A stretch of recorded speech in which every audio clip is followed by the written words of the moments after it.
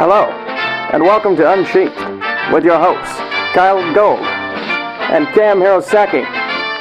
We hope that you enjoy the program. Please stick around afterwards. There'll be cake and blowjobs. Hi, welcome to Unsheathed number 51. I'm the fox on the other side of a half century, Kyle Gold. Yeah, and I never thought we'd make it this far, Cam Hirosaki. I just looked down at the little printout. It's like episode 51. I was just like, damn, really? I know that big 5 there really is kind of intimidating. I know. I mean, it was easy to miss like during the live show because it was, a live show. And we didn't have anything printed out, actually. And we didn't, although we did have a borrowed projector. We did. And some hilarious moments. Yes. And in that sense, it was very much like Unsheathed Presents number 4. But in that sense, yes. In other senses, not so much. In other senses, not so much. There was more of an audience at the Rocky Mountain live show. Speaking of which, we would like to extend a specific thank you to Wu Wei Wolf, who helped us out greatly during episode 50.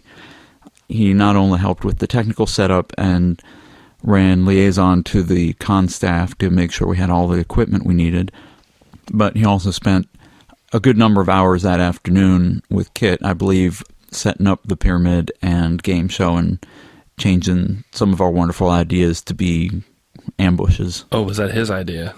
Or is that some of that his doing? I believe at least partly, although I'll still give Kit most of the credit for it. And while we're thanking people for the live show, big thank you to Rocky Mountain FurCon. Yes. They supplied all the equipment we needed, including a screen for the projector, including an extension cord for the projector, which were things we'd not really thought about heading into it.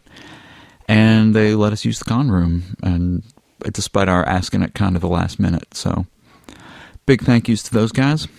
They were very helpful. We had a great time at the live show. We did. It should be... It's true.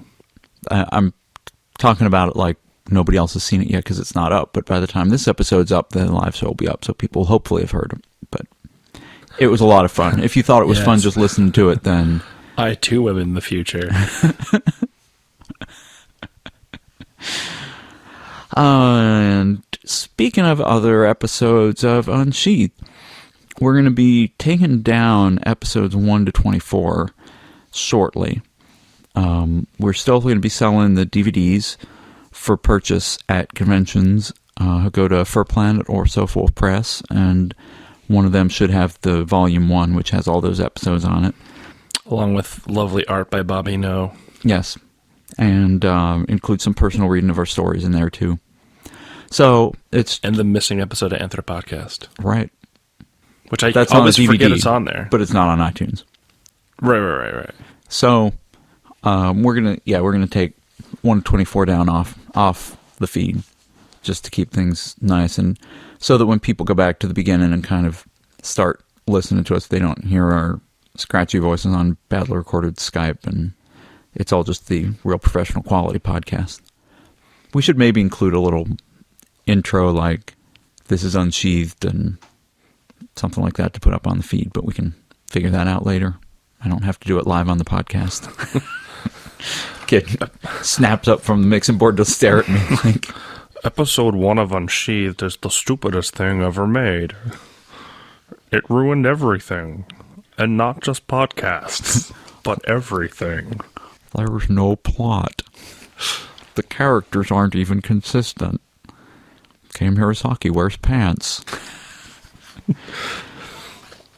We will be doing a live in our home area episode. Yes. We have found a location. Yes, a venue.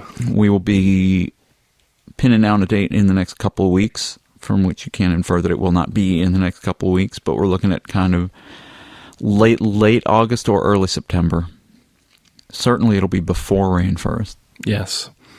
Maybe, before Labor Day or something, I don't know. It would kind of have to be before September 20th in order to be a live summer episode. That's true. Otherwise it would be a live autumn episode, which we could also do, but we're not going to. Don't look at me that way, Kit. I was going to say, knowing if it's before or after Labor Day, we'll know what color pants we need to wear. Which should not even be an issue for you. Yes. I'm not wearing any pants. Film at 11. I also want to add that we're trying out some interesting beverages here. Damon Husky, who's a fan of the show, commented on Twitter that a mixture of 3 parts Dr. Pepper to 1 part Coke is called a Black Gold. And so he wanted to know if you used Diet Dr. Pepper and Coke Zero, if that would be a Kyle Gold. And I said you'd have to reverse the proportions. So 3 parts Coke Zero to 1 part Diet Dr. Pepper. And he said he would try it. And I'm assuming he did, although I didn't hear a report. And it so happens that we have Diet Dr. Pepper in the house. So, yeah, no. It was just there? It appeared one. Beverages appear here sometimes. It's kind of odd. People come over, they bring stuff, they leave it.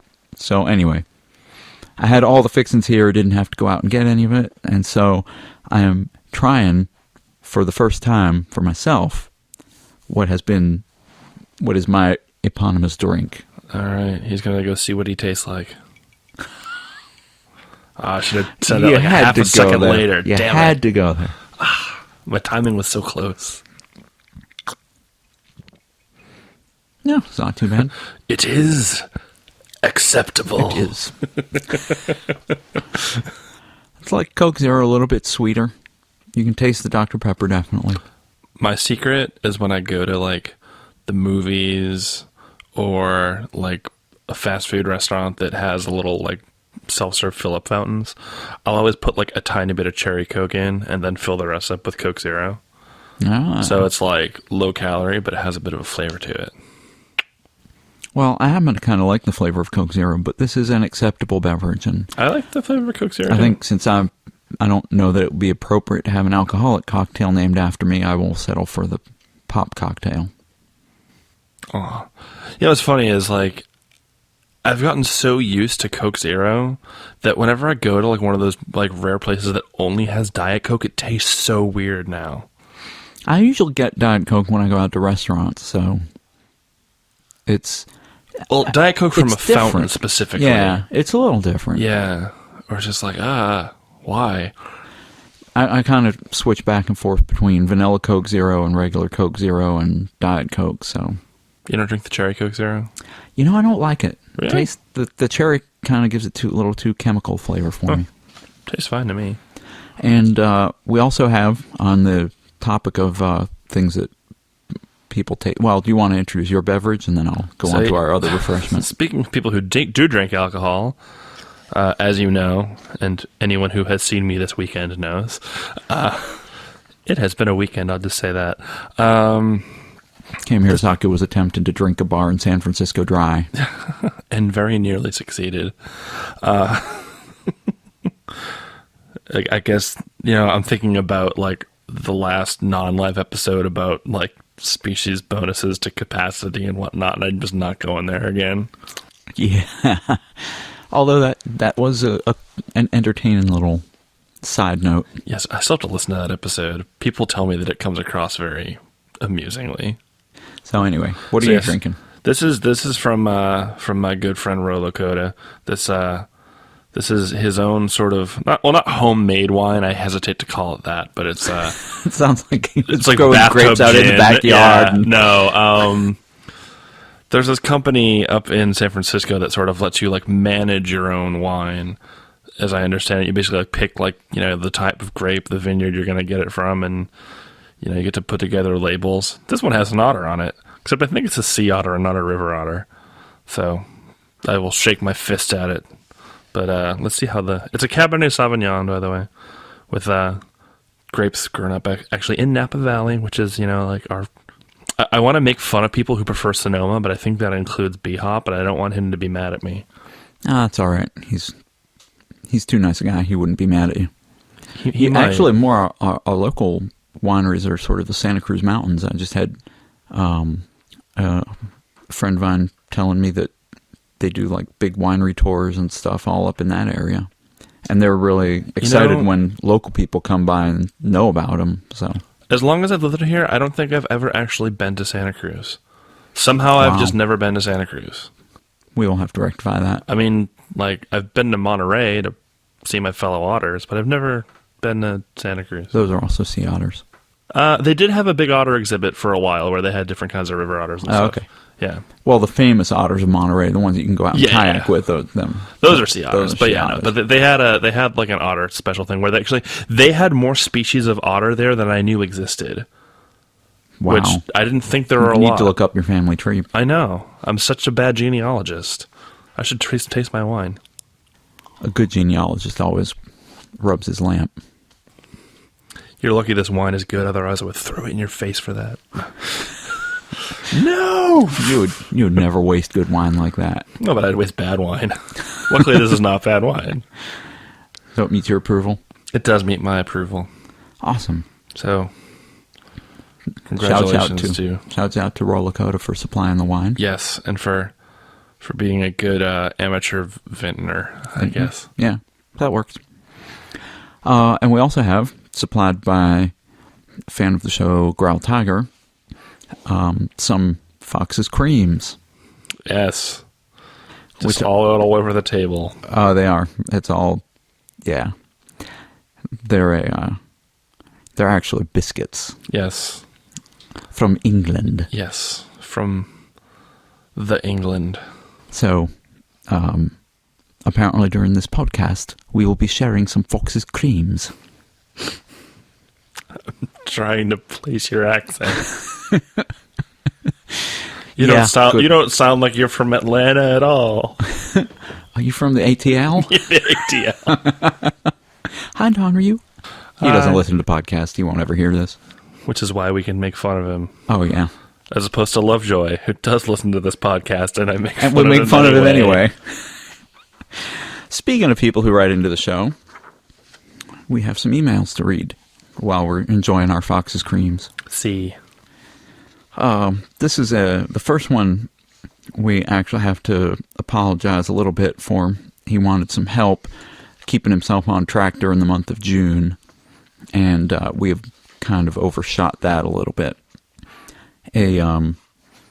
That's kind of a caution to everyone who writes in. If you decide to write in with a very time-specific email, you run the risk that we may not notice the time specificity and read it. But anyway, he originally sent this on June 3rd, and he writes, Dear Fox, Otter, Wolf, and possible non-species specific guest, I am one of the many writers of furry erotica, though I have shown only one of my stories to date.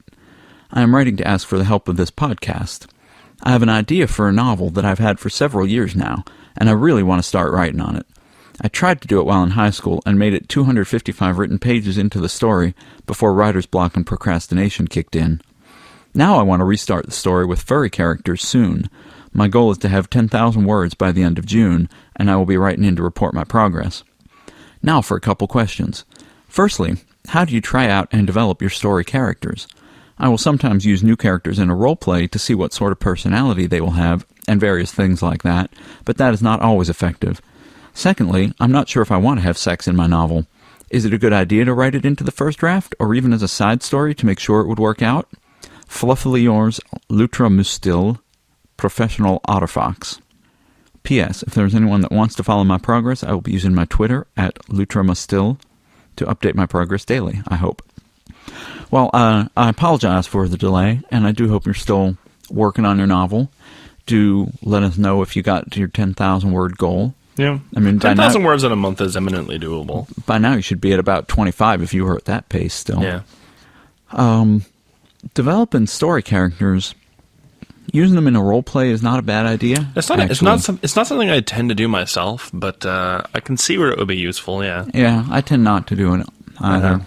Just because I like to have a closer reign on my characters than that.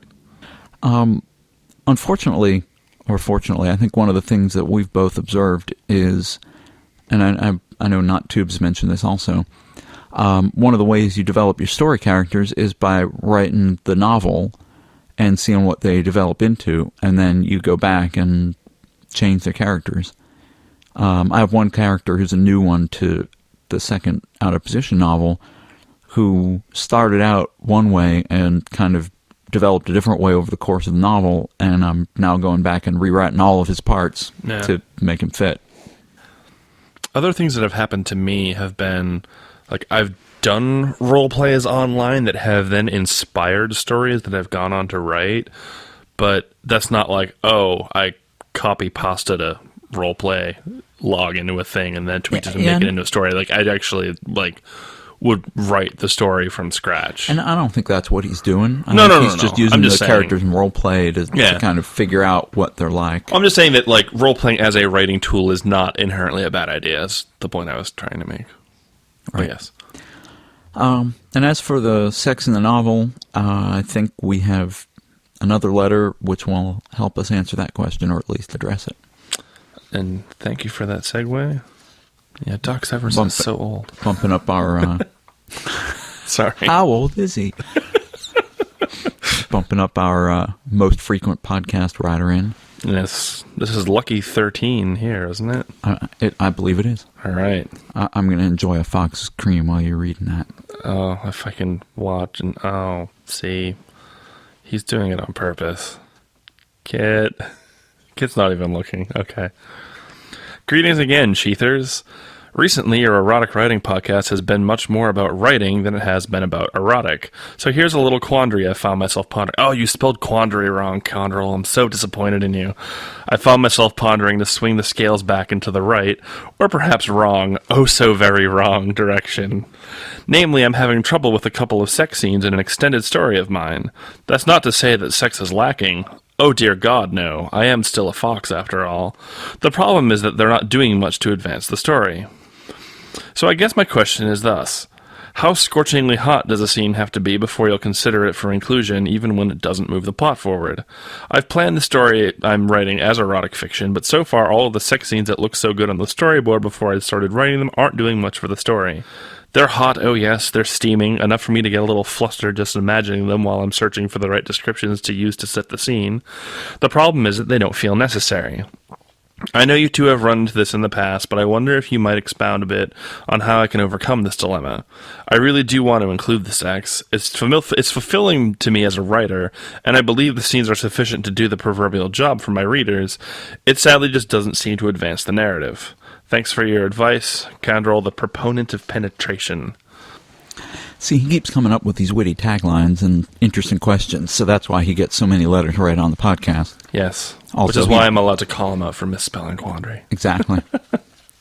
Also, he writes a lot of letters into the podcast, and that's also why. Oh, yeah, if you throw it up at a dartboard, eventually some of it will stick. That's kind of mean to Condrel, actually. Man, that's twice in a row I've done that. I'm sorry. I keep on unintentionally dissing you, Condrel. This is from me that's to you. I don't do it on purpose. He's going to come around at FC with like a bottle of wine spiked with something or another. Now, see, I'm just thinking of the episode of Mythbusters where they build this Korean siege weapon, which is like a bunch of arrows with rockets on them. And, wow. Yeah, and people were debating whether this ever actually existed, and then it's just people were down and would it even work? And it's this thing that launches a volley of 500 arrows, and they built one, and they managed to get 499 of the arrows to fire successfully. Wow! On their first try, and they're yeah, this is absolutely a feasible weapon. It was actually really awesome. It's one of my anyway. So you think Condrel's going to bring one of those to FC for you? Yes, and it will flamingly pin my rudder. Oh god, that sentence can't end well no matter how I end it. So about your question, Condrel. Readers, just send in your imagined descriptions of what Hirosaki's flaming pin tail would look like, and we'll maybe read the best ones on the air. That gives us something for our readers to do, or listeners. Can't we just go back to tearing apart Condrel's prose? I'd forgotten about that one. Somebody later on, one of the letters here actually references foosball. Ooh. Which is entertaining as well. Now I'm just thinking I want to see furry Mythbusters, where they're do otters really have stretchy mouths? Are foxes really all bottomy sluts? Apparently, this was second or third hand, according to the panel at the Fox panel at RMFC, the Fox panel. Were you the one who was telling me this? Yes, one of my friends attended it. Yeah. And he said they were on a mission to tell the fandom that not all foxes are bottoms. they're all switches. Yeah. That was their big takeaway from the RMFC panel. Shine on, you crazy diamond. Yes. You know, nothing about Foxers not being defined by Sexual sex. stereotypes, yeah. Right. But, you know, just not the bottom thing.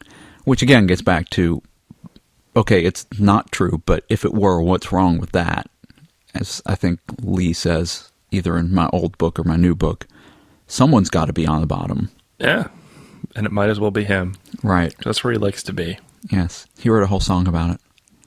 Oh my God. You just, that'd have been like secreted away in some pocket of memory. He did. Someday we will reveal that song to the world. We can put it on Unsheathed Volume 3 DVD. Is your rendition of it. Kid is shaking his head. So, about sex in the story. So, he says it's not advancing the plot, but is it developing the character's relationship, is my first question. And, you know, that would be a good way to use sex, because it's kind of difficult to use sex to advance a plot. Yeah. I mean, I should say that differently. Sex can be a part of the plot. I think what Condor's running into is something that I also run into, which is the sex itself works for the story. It develops the characters, advances the plot. But the level of detail that we like to provide about the sexual encounter is not necessarily critically pertinent to the plot. It's more a case of, hey, we're just doing this, as he so aptly puts it, to do the proverbial job for his readers. I know he's not British, but he's in England, so. Yes. I'm actually kind of interested to meet him and see what a New England accent sounds like after living in England for 10 years. New England versus Old England. Yes, death match. That accent's idiotic. There's our first 30 Rock reference. Yes. So, I think in a novel, you've got a certain amount of leeway. Yeah.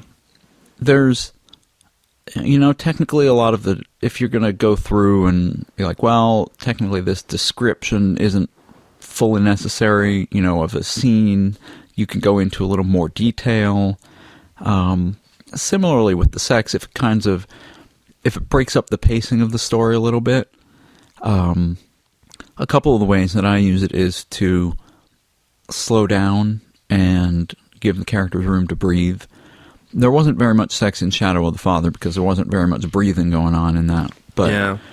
I had two scenes, and kind of what they were intended to show was first how it was more like friends with benefits sex, and then the second scene was much more, there was much more romance and love involved in it.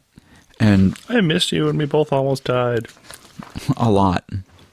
So it's perfectly fine to have extended sex scenes. I know some critiques in my earlier books were that there were too many, and I think kind of the balance is you want them earlier on when the action hasn't quite developed as much, and then later on you want to sort of let the plot keep going, because people don't want to, there's a certain point in a book beyond which people don't want to pause for a nice sex scene. They want to keep following the action, see where the story ends. Right. So, to answer that, to go back to Lutra's question as well, if you're not sure if you want to have sex in your novel, I would say just write it and don't put the sex in. You can always kind of develop the scenes out later. But as with Condrel, if you've got the sex scenes in there and you want to keep them in there, leave them in there. I mean, unless you're writing Summerhill, it's just a few pages. I was going to say, like, there's like, oh, I'm like, well, you know, if you got that like scene in Summerhill, and I'm just like, Summerhill shouldn't be used as a basis of comparison for anything. It just really shouldn't. It is quite its own thing. Do not emulate Cam Hirosaki, kids. So, I guess my advice would be to both just see how it fits in the flow of the story. Yeah, I mean, I'd say trust your instincts. You need to be able to read and judge your own story flow. Yeah. And and take it from there. Yeah, like, don't feel weird about it just because it's sex. Just treat it like any other scene. Right. I mean, that's what I would say. And if you have a page of description where you want to really set the setting in place for someone, that doesn't really advance the plot either. It just adds to the character of the novel. Right. And a sex scene can do the same thing. You don't, as you said, it develops the characters and kind of shows you their relationship. And have you started reading palimpsest yet, by the way? I'm not. Like, yeah, she does that all the time, where it's just like, and now we're going to go out of our way to describe something that is never going to come back again, but it's so integral to just sort of the description of how everything's working that, it becomes important because of that. Right. All right. Well, hopefully that helps you guys. So we'll move on. So an otter and a fox walk into a bar. And the otter gets stupid drunk. Which is funny because after the otter walked into it, you'd think the fox would have ducked. Okay. Well, he was so intent on, not bending over and, reinforcing a stereotype. Right. See what I did there? I am not a stand-up comic for a reason. Okay, we all know how that goes, but before I degrade into silliness and such, I'd like to pose a few questions to you, KM and Kyle, about writing. That's what we're here for. I'll freely admit I'm no yiff writer and tend to dabble in the G to R-rated categories, but a lot of what you have said in past episodes has helped me considerably, both by suggesting books to get, Stephen King's On Writing and Lev Grossman's The Magicians, to name two, and suggesting ways to improve my writing. I cannot thank you enough for this, as it is hard for me to find anyone to give me pointers, be it by reading my works or just hearing someone suggest ways to improve in general. However, there's a few questions I have that I have tried not to be repeat questions. That's one of those imprecision sentences where meaning backwards sometimes writing people force readers to do. Okay, Yoda. First, my biggest issue I find with my writing is dialogue. Not necessarily writing it so much as writing the flow of A said this, B said this, C said, B said, etc. I don't always like to end with said A or A said. I like to spice it up, but find myself lacking, as many of my stories end up having more than two participants, leading to an issue of how to point out who is saying what, without directly stating it. Is this an issue I should take some worry in, or am I possibly overblowing it? Second, you mentioned many times about word count in relation to lengths of novels. This actually surprised me, as I used to count using pages, and huge error on my part that I now see. Even more, I see why it is such a big error when it comes to stuff like formatting, which can change things around, whereas word count cannot. So just what is a good average for different types of stories, be they short stories, novellas, or full-on novels? Thirdly, what of breaks between chapters? How does an author know when to break between a chapter if writing a piece that needs separate chapters? I do have a novel I've worked on and rewritten multiple times for the past 3 years, but plan never to finalize until I know I'm much better than I am, and the issue of knowing when to break chapters has come up for me. Any help is appreciated, of course. As an aside, or two, I must agree with NotTube in the recent podcast about American Psycho. Having recently finished the novel myself, I can say that you do indeed just about scream out, "Yes! I have finally finished this book!" Simply because, as he stated, it's a book that is interesting because you cannot put it down for the story. Although I found many of the gratuitous violence to be a little over the top, but that's expected in a parody. Also, seeing as you're calling for pieces to edit, I have presented to you a piece of such work. It's a rewrite of a smaller piece I wrote, intended to be a scene out of a graphic novel I hope to draw at some point in my life. I tried my best to shorten it down to a workable length of a page, but the shortest I could get with my skills seems to be 2 pages. I will freely admit I do feel slightly intimidated, and am fearful of the hacksaw rat foos, but I will take it with a teaspoon of salt if I must, and take whatever you say to heart. Border Walker. Hey, he spelled foos right. Congratulations. He did, although he capitalized it. Foos does not take a capital on his name. He does not. No, he is a lowercase foos. But it was in the sense of a title, though. He does say Hacksaw Rat Foos, and that is true, but Foos is quite insistent on his lowercase status. Yeah, that's true. Weird British people. However, yes, a shout out to... He's not really British, he just lives there. Anyway. Like Counderall. Yeah. Do we actually have any people who write in from England who are British? I know people who are... Wait. I was like, I have like my one British. I was like, well, no, but he was actually born in the United States. Like, damn it. The only person I think I know who I'm friends with who was like born in the UK is Fuzzwolf. And he lives in Texas. I know. No, I know I must have. Damn modern world. No, I have. Well, I mean, who've written into the podcast? Yeah. So like, I have a couple of British friends but they don't write into the podcast. Yeah. Podcast. Anyway. Yeah, okay. Easiest question first. Word count. Generally, short stories end at about 7,500 to 10,000 words, depending on who you ask. That's the upper limit there. Right. The Hugo Awards short stories end, I believe, at 7,500. The next category is novelette, which most people don't really recognize, and that goes up to 15,000. Yeah, which it's not really a very useful definition. Right. And then novella goes from 15,000 to 40,000, and a novel is anything over 40. More practical definitions, I would put a short story at anything up to 10,000 words. Yeah. I would take a novella up to about 50, and anything over 50 would be a novel. Because, honestly, these days, if you go into sort of like the niche science fiction or fantasy markets, with anything less than 75, 80,000 words, you're going to have a hard time publishing it. Yeah, when I think like ballpark length, like novel, I tend to imagine between 90 and 120,000 words. Yeah, 90 to 110 is more classical range. Okay. Mine tend to be on the long side. Mine are all 120, 130, but that's not critical. Like some of the young adult urban fantasy goes down to about 60, 70,000. Yeah. Anyway. I'm thinking Summerhill's going to end up around 70, which would be short, but still definitely novel. Oh, yeah.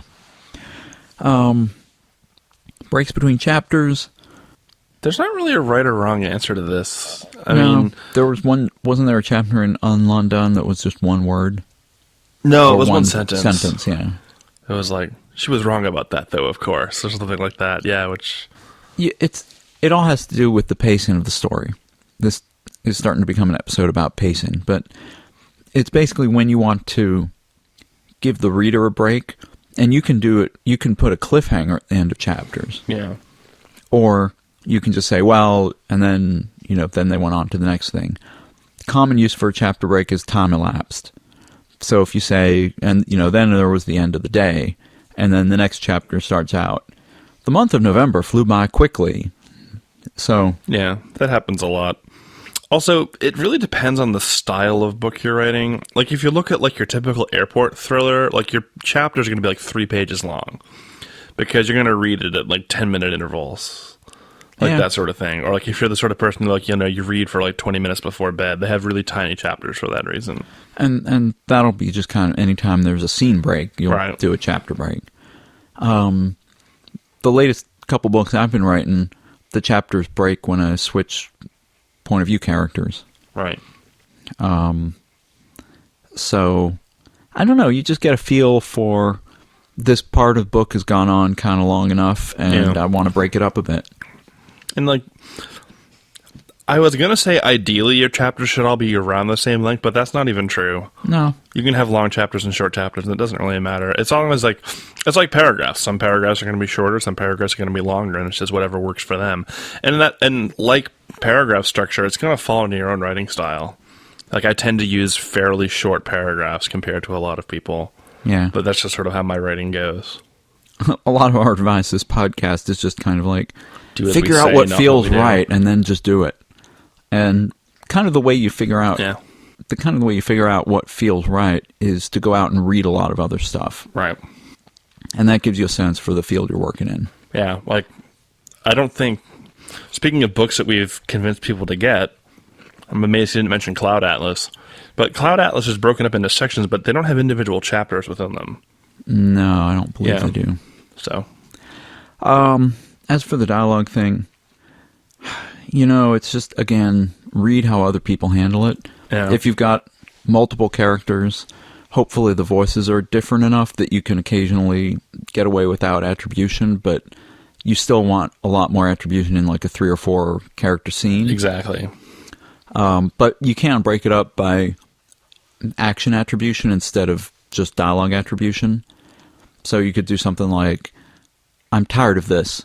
Jane folded her arms. I'm going to sit down in the corner here. Yeah. Oh, don't be silly. Dick put his book down. You know better than that. And instead of saying, I'm tired of this, Jane said, and then she folded her arms, just sort of put her action in the paragraph next to the dialogue, and that implies that she was the speaker. There was some author, this was like about a month ago, had posted like an exercise on how to pare down your dialogue. Was it Chuck Palahniuk? I don't know. Or, I don't know what you're but it was talking about really there. good, and it basically showed like, let's take this scene and work it out on. Poet Tiger's linked to it off of Twitter, but this would have been weeks ago, so I don't know how I would find it again. I'll look for it. All right. But it was actually really good, and it would be really useful for this. I will say that the solution is not to come up with alternatives for the verb said. Yeah. And it's not That's not good. and it's not to use epithets. Epithets drive me crazy. Oh my god. Give an example of one. So it's like, in order to like spice things up, it'd be like, you start with names, then it's like, oh, like you can't do that. Like the younger male said, like, oh, like I don't like it when like it just. Well, but you can call out species. Yeah, you can, but that's specifically endemic to us as furry writers. Yeah, well, that's what we were talking to. So, but I mean, like, and this is something that like really just reeks of like amateur fan fiction to me. Like, if you're reading something like, I don't know, like, Firefly fan fiction, and it's just like, or like the pilot looked over at, the court. It's just like, it's just like, no, you can use people's names. You don't need to obliquely refer to everyone. It drives me nuts. Anyway, rant over, because I will keep going if you don't stop me. all right, we'll stop you. We'll look for that dialogue exercise, and why don't you read the next letter, and then I'll read the last one, and we'll answer them both, because they both have similar questions. Okay. Dear Vulpines with K beginning names, I'm not a Vulpine. I'm a Lutrine. They're different. I'm slippery. I find I have a similar problem when I write. Rather than write the story, then edit and edit and edit, I find that I spend too long self-editing as I write. I wrestle with each sentence, or I stay on one or a few paragraphs so long that all the momentum is sapped out of actually writing the story and things never get finished. How do I make myself stop editing as I go, stop worrying about what I have now, and push on? Also on the topic of momentum, inspiration and my attention comes in spurts and then is quickly spent. I get excited about a story and I start working on it, but my attention is sated far sooner than the story is ending. I then will often shelve the story and feel guilty about not going back to it. Then I get hit by the new shiny. From Richon. Sorry, I had a fox's cream in my muzzle. Yes. Yeah, don't roll your eyes at me, Kit. You're the one who put them out here. If you didn't want us to make puns at them about them all episode. All right. Last letter is, hello, Kyle and KM Hirosaki. I hope you two are well in whatever endeavors you find yourselves in. I am a writer, and though I'm not as talented as either of you, I always enjoy writing things down when they come to my mind. I think of all these good ideas for characters, plots, and situations, and immediately write my thoughts down just so I don't forget them. But the problem I have is that when I get a certain distance through the story, I no longer feel as connected or intrigued by what I'm writing. On top of that, I'm unable to come up with any ideas to advance the story. I guess you could say I'm facing a partial blank screen. Is there something that I can do to overcome this? Or is there a technique I could use to help me be more creative? Or is it just that I've not found an idea that really drives me? I hope you're able to help me out with this. I'd greatly appreciate it. Your pal and fellow blowjob enthusiast, I give, Foxy the Wind Dragon. Thanks for sharing, Foxy the Wind Dragon. Yes, thank you for that. So both of these letters are kind of about momentum going through a story. Yeah. Rashawn's running into problems with going back and editing, which to me says that he's not really caught up in the flow of the story, that he's thinking more about the words than about the story. Yeah. And he and Foxy both have this issue where they're not excited by the idea anymore, and so they stop writing it. And I think part of being a writer is trusting the idea that you start with. Yeah. And being able to push through, because there's going to be sections when you're writing, especially a longer story. Yeah. There's going to be sections where you're just not excited by it anymore. And you have to push through that. Yeah. And you have to trust yourself that you're going to get back to a point where you are going to be excited by it. And this kind of contradicts some of my earlier advice where I said, don't write the parts of the story that bore you because that'll show to the reader. But you have to write those down on a first draft because you have to get through the story. And it's when you go back and edit it that you're going to say, wow, this part of the story is really boring. But the more you go back and reread your story and familiarize yourself with it and kind of live in it, the more you're going to get a feel for how that story is supposed to flow and what belongs and what doesn't. Like, I still maintain that as much as you want to try to plan everything out in your head beforehand, you will not be able to look at the story properly until you've gotten it all out onto the page somehow in some form. If it's all in your head, it's impossible to see clearly.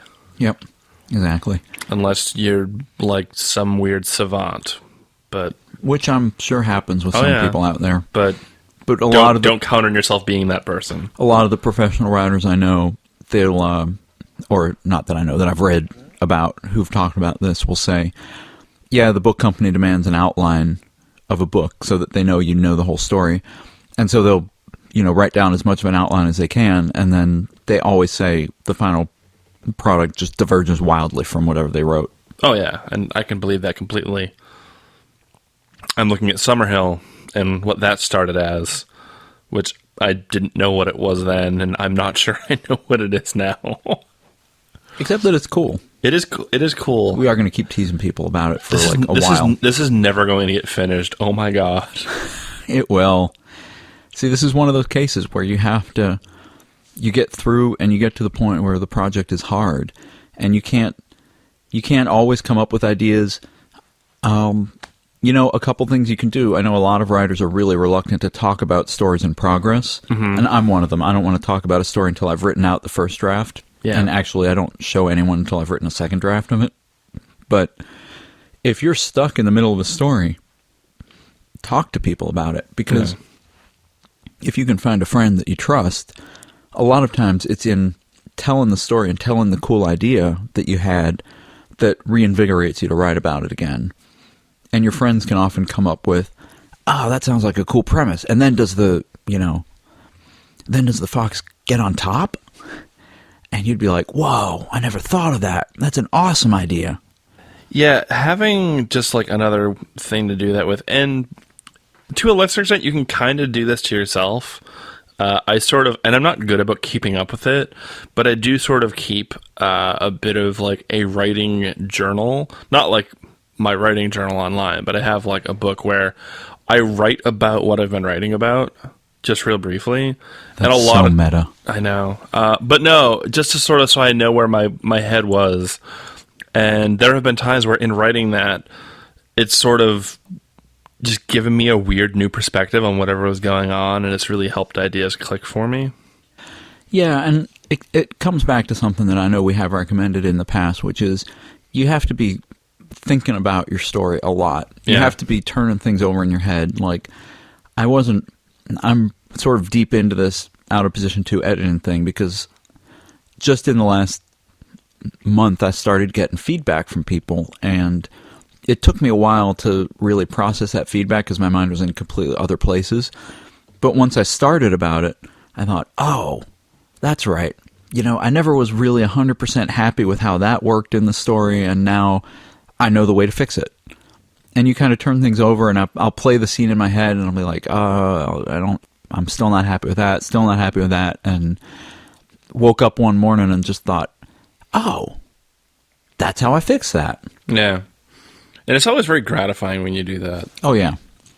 And it always comes along. But, that's just part of it is persistence, trust in yourself, trust yourself as a creator, because you have to believe that the story when you finish it is going to be worthwhile, and that's a hard thing. We don't do this because it's easy, though. We do it because we are compelled. Even when this is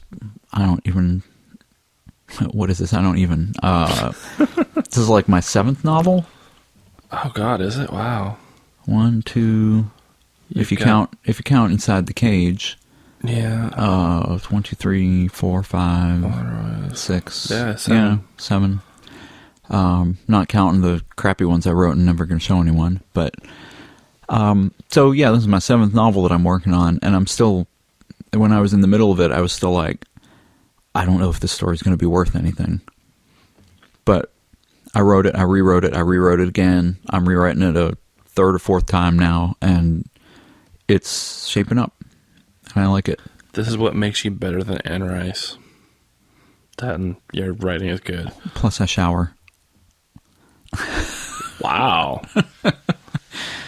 I'm just guessing based on her, create on Amazon. But no, she stuck up for gay people recently, so I can't. Did she? Yeah, she said she was leaving. Oh yeah, she left the church. She was leaving the church because of their anti-gay, homophobic, creepy stance. Oh, that's right. We haven't mentioned happy pro-gay fun times, have we? No, which is really exciting politically, but we're getting the short on time signal from Kit. Actually, we got it about 10 minutes ago, but very quickly, props to Judge Von Walker is Von Walker, is that right? I think that's right. I know, I hear his last name all the time, and I think it's Von Walker. Okay. Props to him for several wonderfully worded smackdowns of the of the anti-gay people who were defending Prop 8.